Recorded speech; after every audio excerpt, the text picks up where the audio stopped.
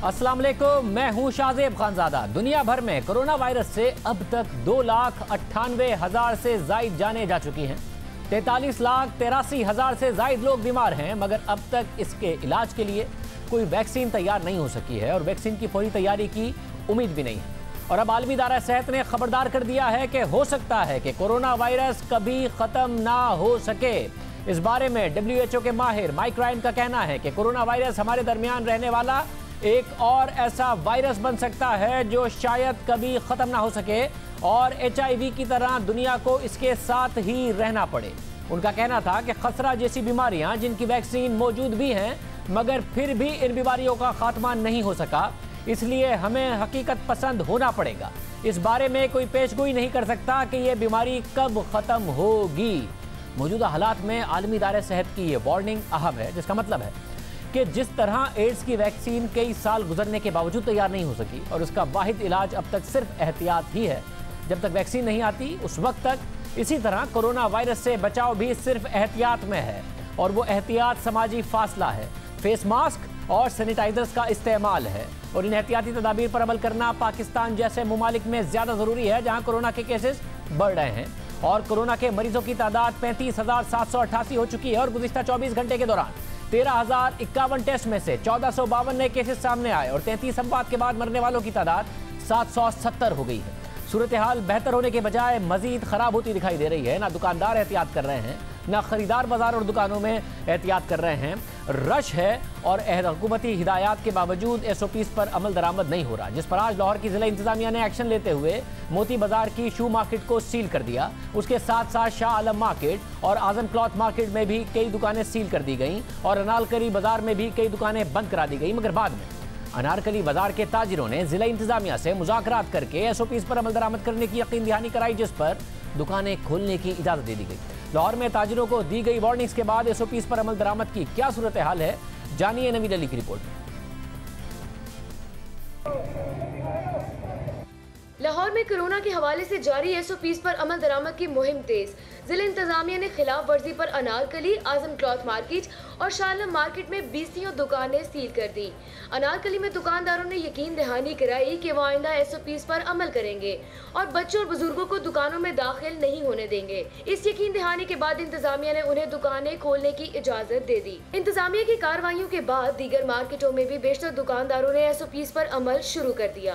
गुज़िश्ता 3 रोज की निस्बत आज अनारकली में सूरत हाल खासी मुख्तलिफ दिखाई दे रही है और यहाँ पर जितने दुकानदार हैं, मेजॉरिटी दुकानदार, उन्होंने SOPs को फॉलो किया हुआ है। हम हर चीज़ को फॉलो करने के लिए रेडी हैं, लेकिन हमारा कारोबार खुलना चाहिए। कारोबार चलेगा तो गाड़ी का पहिया चलेगा। अभी मैं इचरा मार्केट में मौजूद हूँ और लॉकडाउन में नरमी का इस हफ्ते का आज आखिरी दिन है। दूसरी मार्केटों की निस्बत इस मार्केट में आज भी बेएहतियाती देखने में आ रही है। बहुत सारे लोग ऐसे हैं जिन्होंने मास्क आज भी नहीं लगाए। मैं लगाता हूँ, मेरा ब्लड प्रेशर का मसला, मैं नहीं शालम मार्केट में मौजूद हूँ। यौम अली के जुलूस के ऊपर पाबंदी लगा दी गई है। मार्केट जो है वो पूरी बंद कर दी गई है और दुकानदारों को दुकानें खोलने की इजाजत नहीं दी जा रही। कोई अनाउंस नहीं होता। मार्केट के लिए आए थे लेकिन मार्केट बंद है। मर्दान से आए या परचेज के लिए आए थे, अगर ये अनाउंस पहले करते तो हमें इतनी दिक्कत नहीं पड़ती थी। मार्केट बंद है बगैर किसी ऐलान के, कोई गवर्नमेंट की पॉलिसी नहीं है, कुछ भी नहीं कर रही गवर्नमेंट। अभी मैं हाल रोड पे मौजूद हूँ और ये लाहौर का सबसे ज्यादा रशी एरिया है, लेकिन आज तब्दीली ये नजर आ रही है कि एक तो मौसम खराब है,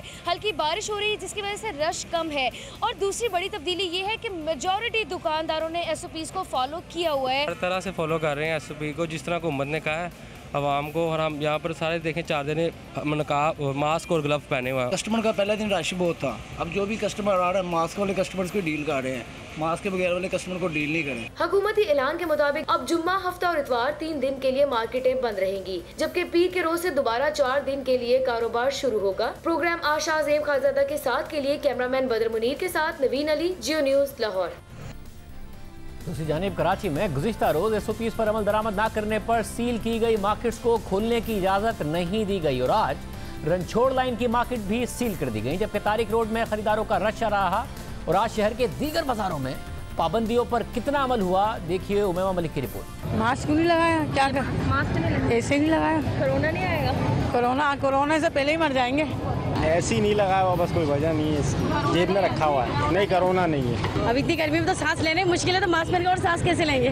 कोरोना बिल्कुल नहीं है। अब हमको बेवकूफ़ बनाने के तरीके हैं तो। अंकल आप बताएं कोरोना है नहीं है? नहीं, बिल्कुल नहीं कोरोना। क्या करना है मार्केट? शॉपिंग करना है। डर नहीं लग रहा कोरोना से? नहीं तो क्यों? कोरोना से हम क्यों डरे? अफसोसनाक है संजीदगी है आवाम की, कोरोना को खतरा मानने को तैयार नहीं है। 3 लाख तकरीबन लोग दुनिया भर में इससे मर चुके हैं, 700 से ज़्यादा पाकिस्तान में मर चुके हैं। कल पेशावर में भी पाबंदियों की खिलाफ वर्जियों पर एक मार्केट और यूनिवर्सिटी रोड पर 5 दुकानें सील करके 20 दुकानदारों को गिरफ्तार कर लिया गया। इस कार्रवाई के बाद आज पेशावर के बाजारों में क्या सूरत हाल रही, क्या लोगों ने एहतियात की, दुकानदारों ने एहतियात की, देखिए रसूल दावड़ की रिपोर्ट। पेशावर में बादल बरसने से मौसम सुहाना हुआ तो शहरियों की बड़ी तादाद ने ईद की शॉपिंग के लिए बाजारों का रुख किया। इस वक्त हम सदर बाजार लियाकत स्ट्रीट में मौजूद है। यहाँ पे खवातीन शॉपिंग के लिए दूर दूर से आती है। इस वक्त देख सकते हैं इन खवातीन के साथ छोटे शेरख्वार बच्चे भी हैं। इनका ये कहना है कि वो घर पर अकेला इनको नहीं छोड़ सकते। तो बच्चों को किसके पास छोड़े, किसके पास छोड़े? हमारे 2 मियाँ बीवी और ये, इसको कहाँ छोड़े? बाजारों में बेशतर दुकानदार हुकूमती SOPs पर अमल दरामद करते नजर आए और न ही खरीदार। कोरोना से क्या डरना, खरीदार कहते हैं कि अच्छे मौसम में शॉपिंग का अपना ही मजा है। को बहुत अच्छा लगता है, ये बहुत रश है, बारान हो रही है, बारिश हो रही है और हमें बहुत मज़ा आ रहा है। आज जो है बारिश का मौसम है तो लोग जो है इस मौसम से फ़ायदा उठा रहे हैं कि आज हम शॉपिंग करके बस घर चले जाएं। अंदरून शहर की सख्वानी बाजार, मीना बाजार, करीमपुरा बाजार जबकि नवाही इलाकों में भी बेशतर दुकानदारों ने मास्क लगाए थे और न ही दुकानों में सैनिटाइजर रखे हुए थे।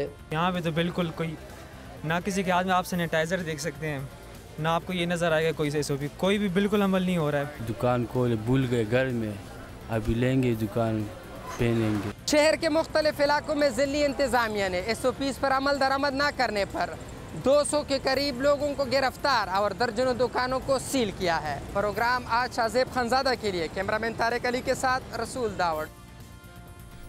पाकिस्तान की तरह दुनिया के कई ममालिक में लॉकडाउन में नरमी लाई जा रही है, मगर दुनिया को इस वबा की वजह से बड़ी कीमत अदा करनी पड़ रही है। इस दौरान जहां दुनिया की मईशतों को भारी नुकसान उठाना पड़ रहा है, वहीं अक़वाम मुत्तहिदा ने खबरदार किया है कि कोरोना वायरस के बाइस आलमी सतह पर नफ्सियाती मसाइल में इजाफे का खदशा बढ़ गया है। यानी एक तरफ कोरोना बीमारी का खतरा, दूसरी तरफ इसकी वजह से नफ्सियाती मसाइल का खतरा। अक़वाम मुत्तहिदा के पॉलिसी बयान में कहा गया है कि कोरोना के फैलाव के बाद से जिस्मानी सेहत की हिफाजत अव्वलीन तरजीह रही है, लेकिन इस वबा की वजह से बड़ी तादाद में लोग जहनी तनाव का भी शिकार हो रहे हैं। अक़वाम मुत्तहिदा की पॉलिसी बयान में इन लोगों के नफ्सियाती मसाइल की तरफ भी इशारा किया गया है जिनके रोजगार कोरोना की वजह से ख़त्म हो गए, जो अपने प्यारों से जुदा हो गए या जिनकी सेहत लॉकडाउन की वजह से मुतासिर हुई है। अक़वाम मुत्तहिदा के सेक्रेटरी जनरल का कहना है कि अगर इस वबा पर काबू पा भी लिया गया तो भी गम, बेचैनी और डिप्रेशन से सेहत पर मनफी असरात मुरतब होते रहेंगे। इस हवाले से आलमी इदारा सेहत की मेंटल हेल्थ की सरबराह का कहना है कि कोरोना वायरस से निमटने वाले हेल्थ केयर वर्कर्स वायरस से मुतासिर होने के खदशे के पेश नज़र ज़बरदस्त दबाव में हैं और इस दौरान खुदकुशियाँ बढ़ गई हैं और इसी तरह वो बच्चे जो स्कूल नहीं जा रहे वो घबराहट और गैर यकीनी का शिकार हैं। जबकि लॉकडाउन की वजह से खवातीन पर घरेलू तशद्दुद में इजाफे का खतरा बढ़ गया है। इसी तरह वो बूढ़े अफराद जिन्हें पहले से बीमारियां हैं, उन्हें वायरस से मुतासिर होने के हवाले से ज़्यादा खतरे में समझा जा रहा है, जिससे वो ज़्यादा दबाव में हैं और पहले से नफ्सियाती मसाइल का शिकार अफराद में भी मर्ज की शिद्दत बढ़ सकती है। इस हवाले से होने वाली तहकीक के मुताबिक हालिया बहरान के बाइस अमरीका में नफ्सियाती मसाइल में 60%, ईरान में 45% इजाफा हुआ है। इसी तरह कनाडा की एक तहकीक के मुताबिक तकरीबन आधे के करीब हेल्थ वर्कर्स का कहना है कि उन्हें नफ्सियाती मसाइल से निमटने के लिए मदद की ज़रूरत है। इसके साथ साथ कोरोना के बाइस पाबंदियां बच्चों की जिंदगियों के लिए भी खतरा बन गई हैं। अक़वाम मुत्तहिदा के इदारे यूनिसेफ का कहना है कि कोरोना के असरात की वजह से दूसरी जंग अज़ीम के बाद पहली दफ़ा बच्चों के लिए सेहत की बुनियादी सहूलतों का बहरान पैदा हो रहा है, जिससे आइंदा 6 महीने तक रोज़ाना 6000 बच्चे मर सकते हैं। इस हवाले से यूनिसेफ ने कम और दरमियानी आमदनी वाले ममालिक का जायज़ा लिया है और ख़बरदार किया है कि मौजूदा सूरत हाल के बेहतरीन हालात का भी जायज़ा लें तो अगर हेल्थ सर्विसेज 15% तक कम होती हैं तो भी 5 साल से कम उम्र बच्चों की अमवात में 9.8% का इजाफा होगा, जिसकी वजह से रोज़ाना 1400 बच्चों की अमवात होंगी और माओं की अमवात में 8.3% इजाफा होगा। जबकि अगर सूरत हाल ख़राब होती है और हेल्थ सर्विसेज में 45% कमी आती है तो 5 साल से कम उम्र बच्चों की अमवात में 44% का इजाफा होगा और माओं की अमवात में 38.6% का इजाफा होगा। आलमी इदारे के मुताबिक बदतरीन सूरत हाल में जहाँ ज़्यादा अमवात हो सकती हैं उनमें Bangladesh, Brazil, Ethiopia, Bharat, Indonesia, Pakistan और युगांडा शामिल हैं। यानी कोरोना वायरस के बाइस जो लॉकडाउन है, दूसरी पाबंदियां हैं, उसकी वजह से और ज़्यादा नुकसानात हो सकते हैं। कोरोना वायरस के नुकसानात अपनी जगह पर मौजूद हैं, इसलिए लोगों के लिए एहतियात लाजमी है जो पाकिस्तानी नहीं कर रहे हैं। पाकिस्तान किसी भी तरह दूसरे ममालिक की तरह कोरोना वायरस से महफूज नहीं है, साथ ही कोरोना वायरस के मुआशी असरात से महफूज नहीं है। और न सिर्फ पाकिस्तान में लॉकडाउन की वजह से महफूज नहीं है, बल्कि पाकिस्तान सारी दुनिया को बरामदात करता है। पाकिस्तानी दुनिया में काम करते हैं, पाकिस्तान में रेमिटेंसेस भेजते हैं, ज़र मुबादला भेजते हैं। दूसरे ममालिक पाकिस्तान में सरमायाकारी करते हैं। उन तमाम ममालिक की मईशत बुरी तरह मुतासिर हो रही है जो पाकिस्तान पर बुरी तरह असरअंदाज होगी। कैसे होगी, कौन कौन से वो ममालिक हैं, सब आपके सामने रखेंगे एक ब्रेक के बाद।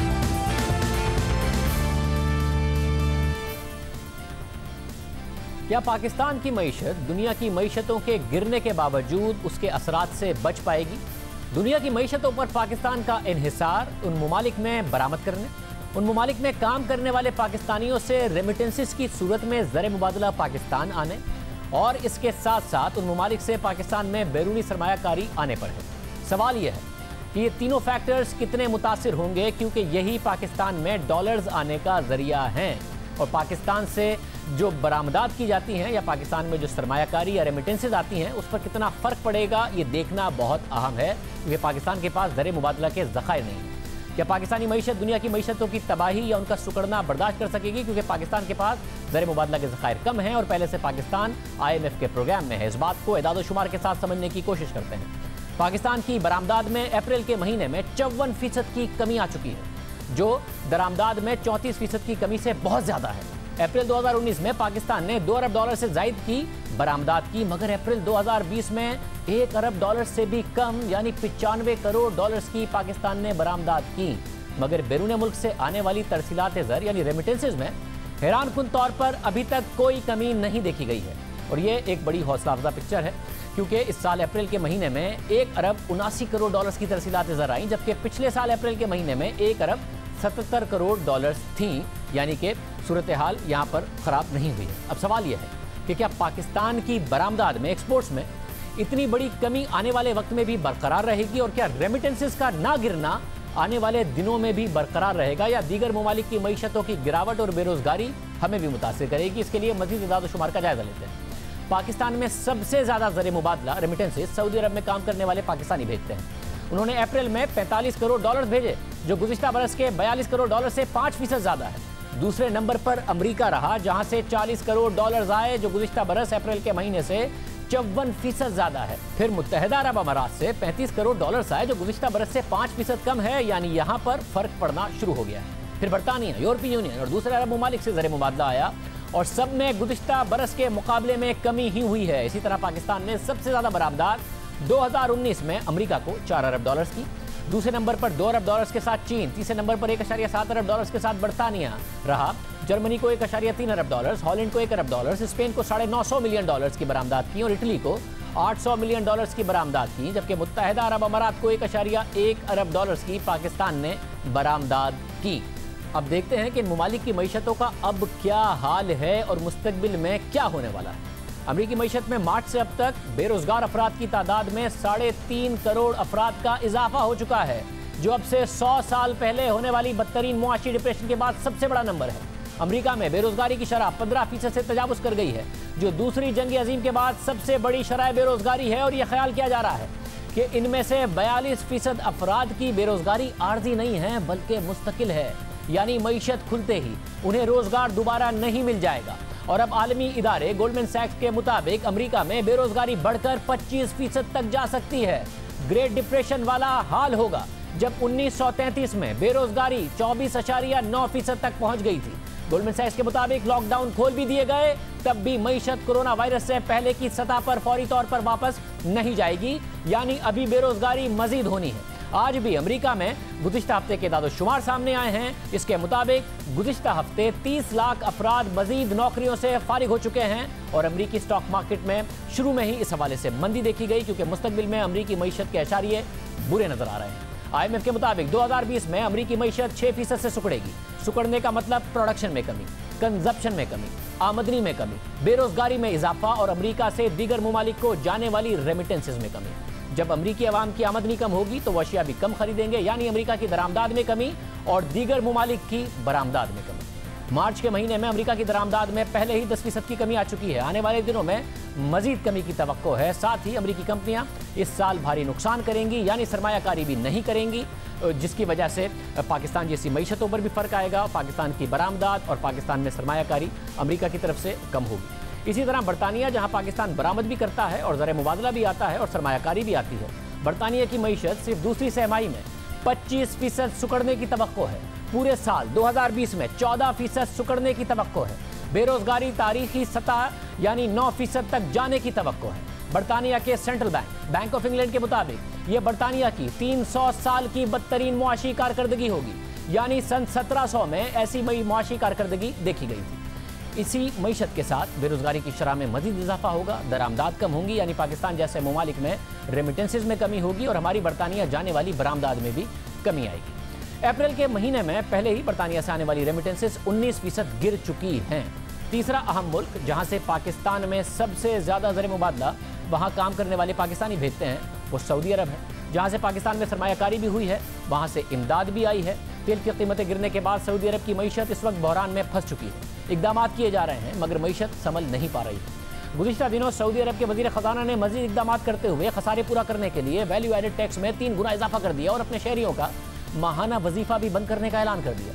इस वक्त सऊदी अरब को आलमी मंडी में तेल की कम कीमतों और कोरोना वायरस की वजह से दो तरफा क्राइसिस का सामना है और हुकूमत अब तेज़ी से अपने खर्चे कम करके और टैक्सेस से आमदनी बढ़ाकर खसारे को पूरा करने की कोशिश कर रही है। सऊदी अरब के ज़र मुबादला के ज़खायर तेज़ी से कम हो रहे हैं क्योंकि तेल की आमदनी की कमी अपने ज़खायर से पूरी करनी पड़ रही है।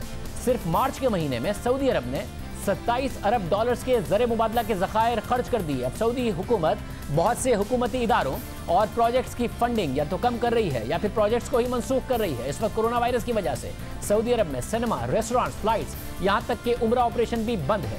हज भी नामुमकिन नजर आ रहा है, जिससे सऊदी हुकूमत के आमदनी के ज़राए ख़त्म होकर रह गए।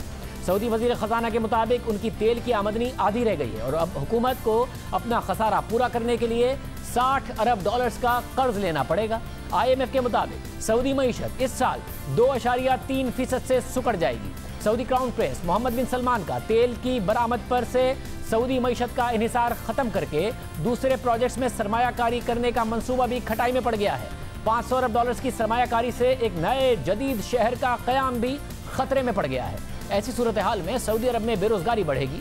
ऐसी सूरत में वहाँ काम करने वाले पाकिस्तानी भी मुतासिर होंगे, जिससे पाकिस्तान में आने वाला ज़र मुबादला और सरमायाकारी भी मुतासिर होने का खदशा है। मुत्तहिदा अरब अमारात और कुवैत की मईशत भी तेल पर इन्हिसार करती हैं। इन ममालिक ने भी सऊदी अरब के साथ साथ अपने तेल की पैदावार में कमी की है। इन ममालिक पर भी तेल के कम कीमतों का असर पड़ रहा है। इन ममालिक के बजट और मईशत भी तेल की कीमतें कम होने से मुतासिर हो रही हैं और सुकड़ रही हैं और बेरोजगारी बढ़ने का खदशा है। पहले ही मुत्तहिदा अरब अमारात से आने वाले जो ज़र मुबादला है, जो रेमिटेंसेज हैं, अप्रैल के महीने में उनमें 5% की कमी आ चुकी है। एक और मईशत जहाँ पाकिस्तान बरामद भी करता है और वहाँ काम करने वाले पाकिस्तानी ज़र मुबादला भी भेजते हैं, वो यूरोपीय यूनियन का ब्लॉक है।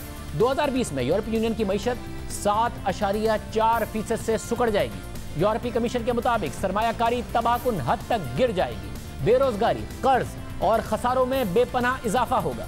यूरोपीय यूनियन में शामिल ममालिक में इटली और स्पेन की मईशत 9% से ज्यादा सुकड़ जाएंगी। यूरोपीय यूनियन की सबसे बड़ी मईशत जर्मनी 6.5% से सुकड़ जाएगी। यूरोपीय यूनियन की दूसरी बड़ी मईशत फ्रांस 8.5% से सुकड़ जाएगी। यूरोपीय यूनियन में बेरोजगारी 9% से भी तजावुज कर जाएगी। यानी जो ममालिक इन ममालिक में बरामद करते हैं और ज़र मुबादला कमाते हैं वो भी बुरी तरह मुतासिर होंगे। इस वक्त पाकिस्तानी मईशत में सबसे बड़ी सरमायाकारी चीन से हो रही है। सीपैक चीन और पाकिस्तान के दरमियान सबसे अहम प्रोजेक्ट है। आने वाले दिनों में भी पाकिस्तान में मजीद सरमायाकारी की तवक्को की जा रही है, मगर दुनिया की दूसरी बड़ी 14 ट्रिलियन डॉलर से जायद की चीनी मईशत भी इस वक्त 30 साल से 10% की औसत तरक्की करने के बाद, दुनिया की बड़ी बड़ी मईशतों को पीछे छोड़ने के बाद, महज 30 साल में दुनिया की दूसरी बड़ी मईशत बनने के बाद पहली दफा सुकड़ने जा रही है। इस साल की पहली तिमाही में चीनी मईशत 6.8% सुकड़ चुकी है। इसकी एक वजह यह है कि चीन दुनिया का सबसे बड़ा एक्सपोर्टर है। अमेरिका, बरतानिया, यूरोपीय ममालिक से लेकर तरक्की पजीर ममालिक भी चीन से दरामद करते हैं। चीनी मईशत का इन्हिसार ही बरामदात पर है। पाकिस्तान भी चीन से ही बड़ा हिस्सा दरामद करता है।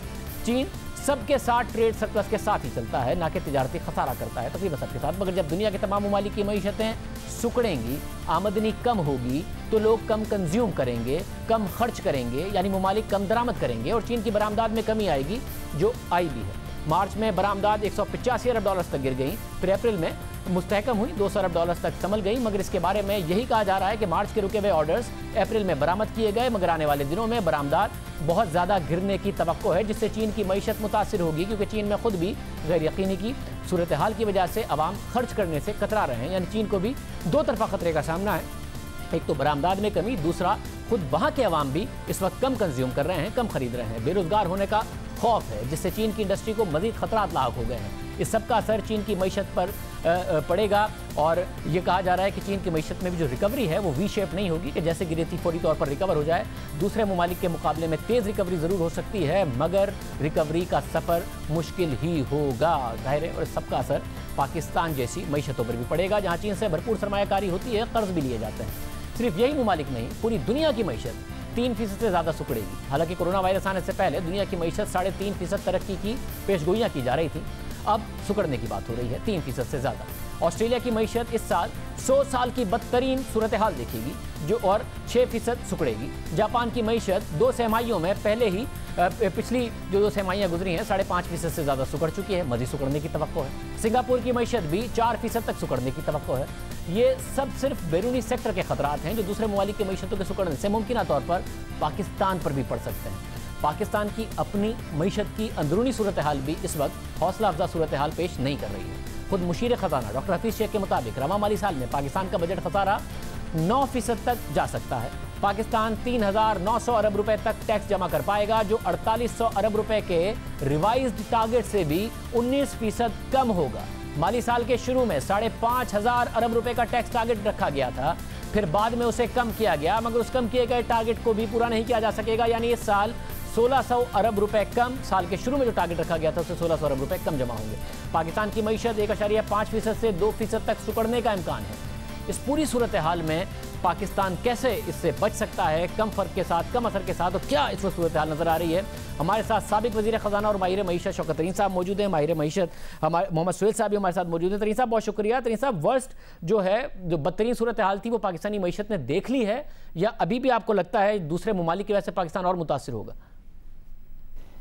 नहीं, देखें, अभी तो कोरोना वायरस के जो इफ़ेक्ट्स हैं वो पूरी तरह अभी सामने नहीं आए, क्योंकि मार्च में शुरू हुआ है ये, तो अप्रैल में ही हमने देखा कि काफ़ी एक्सपोर्ट्स में भी काफ़ी कमी हुई है। रेमिटेंसेस थोड़ी सी इतनी ज़्यादा कम नहीं हुई, और मे भी शायद ज़्यादा कम ना हो, क्योंकि ईद की वजह से लोग पैसे भेजते हैं।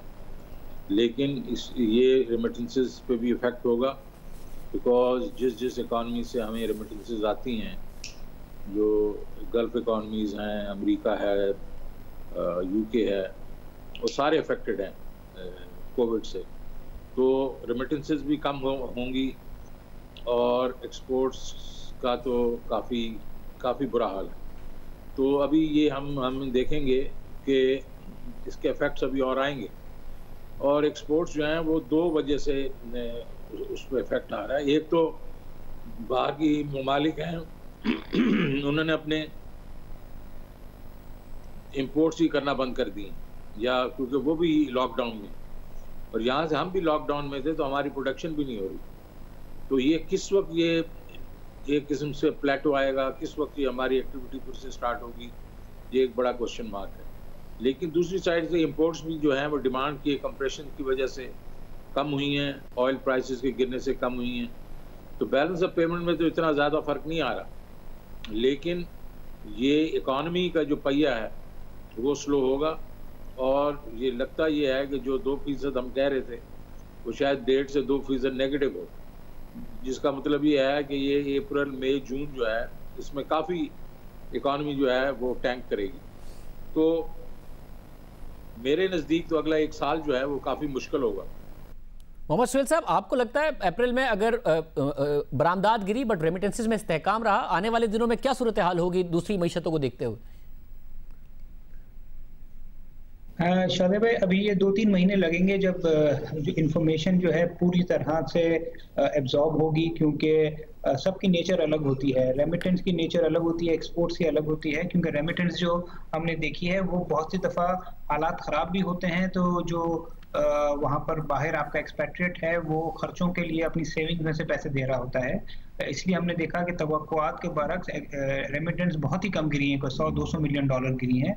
और इसमें एक इंटरेस्टिंग चीज़ ये हुई है कि मिडिल ईस्ट से तो गिरी हैं रेमिटेंस, मगर जो डेवलप कंट्रीज हैं जहाँ पे प्रोफेशनल्स काम करते हैं, खासतौर से अमेरिका में, वहाँ से रेमिटेंस नहीं गिरी। तो ये शो कर रहा है कि वो जो लोग जिनके पास सेविंग्स है उन्होंने अपने घरों को पैसे दिए हैं, और ख़ास तौर से रमज़ान से पहले, ईद से पहले पैसे ज़्यादा आते हैं। तो मेरे ख्याल में रेमिटेंस के लिए 1-2 महीने के बाद पता चलेगा कि इसका ट्रेंड क्या है। अलबत्ता ये ज़रूर है कि ये ट्रेंड नीचे की तरफ ही होगा जो दुनिया के हालात हैं।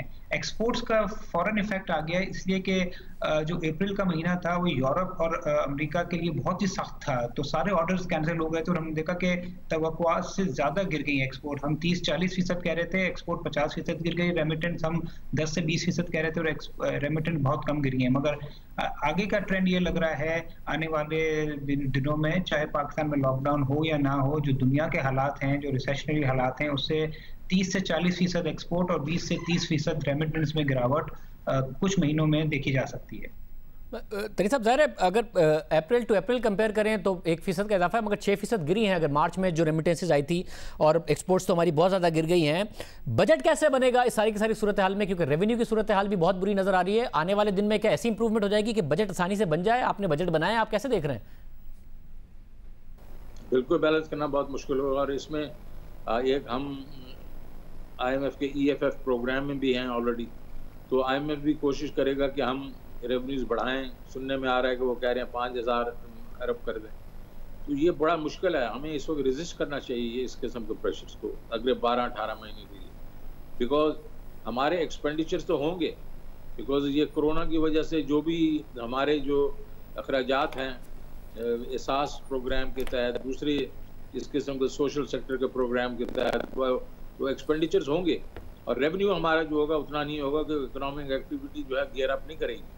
तो हम इस वक्त मेरे ख्याल में इस साल में जो 19-20 है उसमें शायद हम 9.5-10% फिस्कल डेफिसिट पे चले जाएं, और अगले साल मुझे नहीं लगता कि ये इससे काफ़ी कम होगा। तो हमें ये नहीं चाहिए कि हम एकदम ये कमिटमेंट कर दें अपने बजट में कि हम बहुत रेवेन्यूज बढ़ा देंगे और एक्सपेंडिचर कम कर देंगे।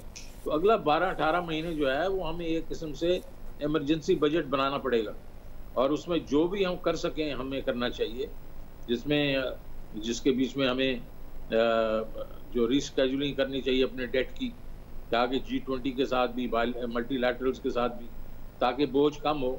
लेकिन मैं नहीं समझता हूँ कि अगर इस दफ़ा 9.5-10% फिस्कल डेफिसिट होगा तो अगले साल में वो 6% पे आ जाएगा या 7% पे आ जाएगा। मोहम्मद साहब, कोरोना से पहले भी ज़रा मईशत पाकिस्तान की बहुत अच्छी तो नहीं कारकर्दगी थी, 2 साल की बुरी कारकर्दगी के बाद इस्तेहकाम ज़रूर आ रहा था। अब कम से कम इस्तेहकाम की जानिब हम जा सकते हैं? अब आपको मुश्किल ही लग रही है सूरत हाल?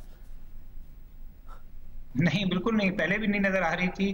कोरोना से पहले भी हम जो है बहुत पीछे थे। जब हमारे पड़ोसी मुल्क 5-6% बढ़ रहे थे, हमारी 2 से 3% ऑफिशियल फोकास्ट थी। तो जब हम पहले ही कोरोना से पहले ही हम थोड़े कमज़ोर थे या अंडर परफॉर्म कर रहे थे, तो अभी तो हमारी सिचुएशन और ज़्यादा अबतर होगी। अब आप देख लें कि जो दुनिया भर में फोरकास्ट आ रही हैं, बांग्लादेश की, इंडिया की, उससे बुरी हमारी आ रही हैं। अब तो हुकूमत पाकिस्तान खुद ये कहने पे मजबूर हो गई। हमने तो कोई 1.5 माह पहले रिपोर्ट की थी कि GDP पाकिस्तान की हिस्ट्री में गिरेगी, अभी तो हुकूमत पाकिस्तान खुद कह रही है कि 1 से 2% GDP कॉन्ट्रैक्ट हो सकती है। तो मेरे ख्याल में माशी हालात कोरोना से पहले पाकिस्तान के बहुत अच्छे नहीं थे। रिकवर ज़रूर हुए थे, जो सेंट्रल बैंक भी कह रहा है, बट वो ग्रेजुअल रिकवरी थी, और जिसको कोरोना ने बहुत ही शदीद झटका लगाया है, जिसकी वजह से मुझे लगता है कि अगले 6 से 12 महीने मईशत के लिए बहुत ही सख्त होंगे। तरी साहब, कंस्ट्रक्शन सेक्टर पर वज़ीर आज़म का ज़ाहिर है बड़ा जोर है। हालांकि ख्याल किया जाता है कि प्रॉपर्टी मार्केट, कंस्ट्रक्शन मार्केट तो उस वक्त बढ़ती है जब वैसे मईशत अच्छी चल रही हो, मगर आपको लगता है कंस्ट्रक्शन सेक्टर यहाँ से ड्राइव कर सकता है, जो वज़ीर आज़म को बहुत ज़्यादा उस पर फोकस करते हैं?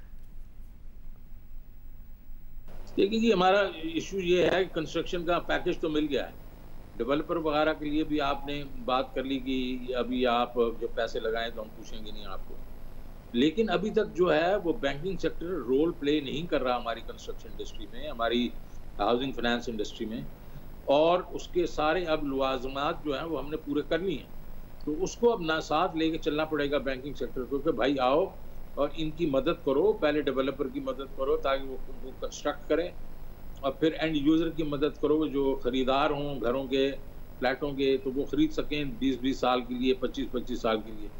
तो ये इसमें थोड़ा टाइम लगेगा। जो सबसे बेहतर चीज़ एक और हुई है हमारे लिए, इस डिप्रेशन की वजह से डिस्काउंट रेट जो है वो कम हुआ है, 13.25% से आके अभी इस वक्त 9% है।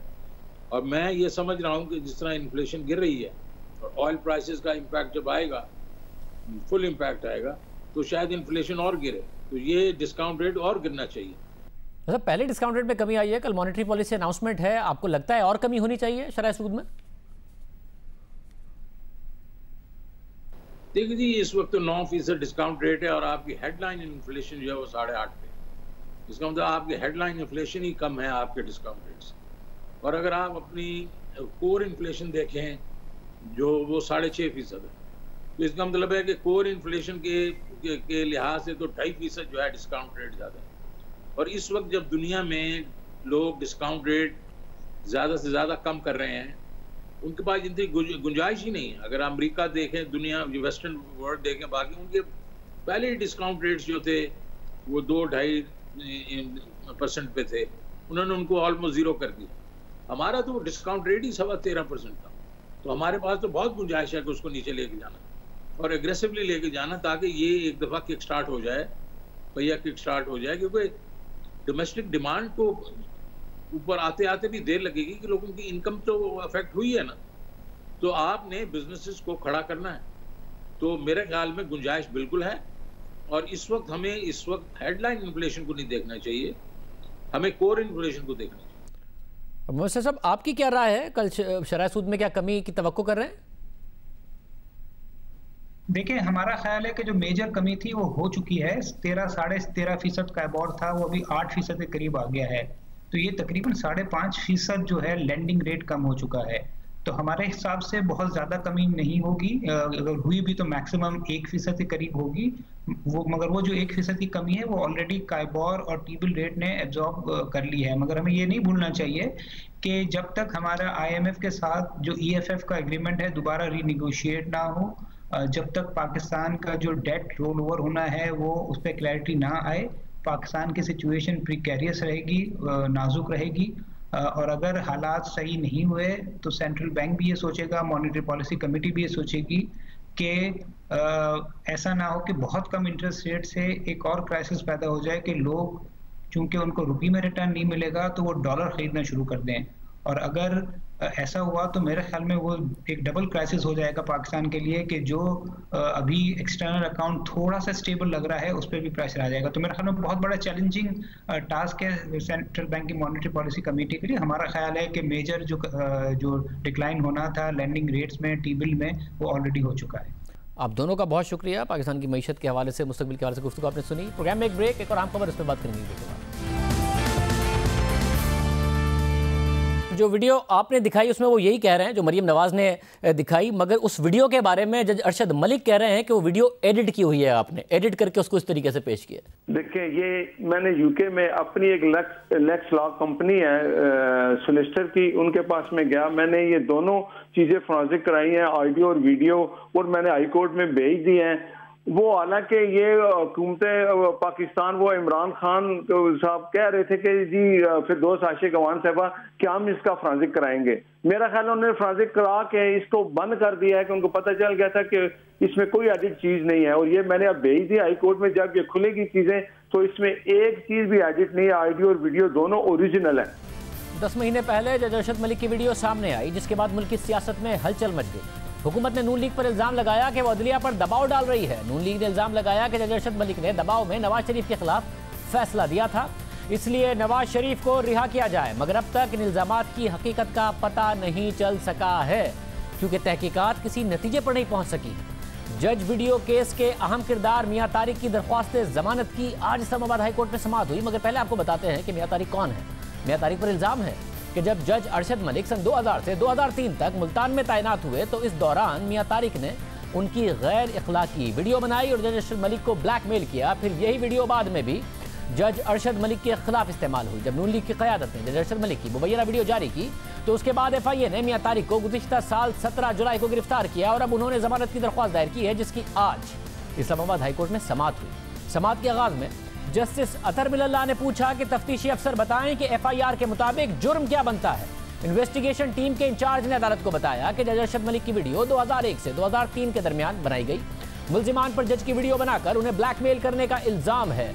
जज की वीडियो का फॉरेंसिक कराया गया और वो जेन्युइन साबित हुई। इस पर चीफ जस्टिस ने पूछा कि इतने साल गुजरने के बाद जज को मालूम हुआ कि उन्हें नशा आवर चीज पिलाकर वीडियो बनाई गई थी।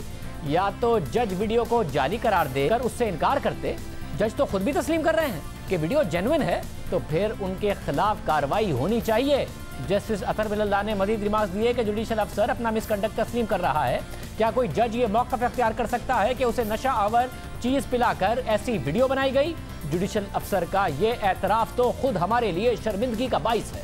चीफ जस्टिस ने FIA से सवाल पूछा कि आपने मुल्जिमान को गिरफ्तार कर लिया, क्या आपने जज का बयान रिकॉर्ड किया? FIA की तफ्तीश का ये मयार है, जज किसी के घर गया ही क्यों था कि उसकी ऐसी वीडियो बनाई गई थी? चीफ जस्टिस अतहर बिल्लाह ने FIA को हुक्म दिया कि तफ्तीश करके मंगल तक तफसीली रिपोर्ट दें ताकि मुल्जिम की जमानत पर फैसला करें। अदालत ने जज वीडियो केस की समाअत 21 मई तक मुलतवी कर दी और FIA से रिपोर्ट तलब कर ली। इसके अलावा आज इस केस के हवाले से एक और अहम पेशरफ्त हुई। इंसदाद दहशतगर्दी की अदालत ने FIA की दरख्वास्त मुस्तरद कर दी। FIA ने अदालत से दरख्वास्त की थी कि अदालत नासिर जंजुआ, गुलाम जिलानी और खुर्रम रसूल को दोबारा गिरफ्तार करने की इजाज़त दे। इन तीनों मुल्जिमान को साइबर क्राइम की अदालत ने बरी कर दिया था, जिसके बाद FIA ने इन अफराद के खिलाफ नए सिरे से तहकीकात की और फिर FIA ने दहशतगर्दी की दफा शामिल करके इन अफराद को दोबारा गिरफ्तारी की दरख्वास्त कर दी, मगर अब ये दरख्वास्त मुस्तरद कर दी गई। ये बहुत अहम मामला है। इस हवाले से अहम बात यह है कि FIA के साबिक DG बशीर मेमन के हवाले से द न्यूज़ के तहकीकाती सहाफ़ी उमर चीमा ने 3 दिसंबर को यह खबर दी थी कि जब मरियम नवाज ने जज अरशद मलिक की वीडियो रिलीज की तो FIA पर हुकूमत ने दबाव डाला कि उस प्रेस कॉन्फ्रेंस में मौजूद नून लीग की क़यादत को गिरफ्तार किया जाए। खासतौर पर मरियम नवाज को DG FIA बशीर मेमन को ओहदे से हटा दिया गया और फिर वाजिद जिया को FIA का चार्ज दिया गया, जिसके बाद FIA ने नून लीग के रहनुमाओं को इस केस में समन करना शुरू कर दिया। और अब अदालत पूछ रही है कि क्या मामला हुआ और FIA के हवाले से सवाल उठा रही है। नुमाइंदा खुर्शीद ज़ाहिद गिशकोरी हमारे साथ मौजूद। ज़ाहिद, बहुत शुक्रिया। हुकूमत ने तो कहा था कि जज के खिलाफ साजिश नून लीग ने की है, फिर अभी तक तहकीकात कहाँ तक पहुंची है? फिर तो फौरी तहकीकात होनी चाहिए थी और नून लीग के खिलाफ कार्रवाई होनी चाहिए थी। क्या किया फिर? जी शाहजेब, 10 महीने से फेडरल इन्वेस्टिगेशन एजेंसी इस पर तहकीकात कर रही थी। हमारी मालूमात में अब तक कोई उसमें ठोस उनके पास सबूत नहीं मिले जिसकी बुनियाद पे मुल्ज़मान के खिलाफ कोई कार्रवाई की जा सके या उनको गिरफ्तार किया जा सके, और ना ही कोई जज अरशद मलिक वहाँ पर पेश होते रहे हैं और वो मुख्तलिफ लोगों को भी मिलने की कोशिश करते रहे हैं अपने केस को आगे बढ़ाने के लिए। हमारी मालूमात में वो उस वक्त के अटारनी जनरल को भी मिले थे, अनवर मंसूर खान को, लेकिन उन्होंने इसकी मदद करने से माजरत कर ली थी। इसके अलावा मैं आपको ये भी बताता चलूँ कि जज अरशद मलिक के खिलाफ अब तक क्या कार्रवाई हुई है। लाहौर हाई कोर्ट ने एक 7 रुकनी तहकीकाती कमेटी बनाई थी जो कि 26 अगस्त को बैठी थी। उसने इन कैमरा सेशन में इसके खिलाफ तमाम तर चीज़ें डिस्कस की थी। उसके बाद जज को 14 सितंबर 2019 में OST बना दिया गया था और अब हमारी मालूमात में ये इंक्वायरी रिपोर्ट जो है वो जज सरदार अहमद के पास पड़ी हुई है। अब देखना यह है कि क्या उस पर फैसला हो चुका है या आना है, अभी तक पब्लिक नहीं हुआ। बहुत शुक्रिया। गिशकोरी इस हवाले से तफसीलात दे रहे थे। अब तक कोई कार्रवाई नहीं हुई है। खुद हुकूमत ने इल्ज़ाम लगाया था कि नून लीग ने साजिश की है और फिर कुछ नहीं हुआ है। अब देखते हैं कि 21 मई को क्या जवाब FIA की तरफ से दिया जाता है। राजी अल्लाह।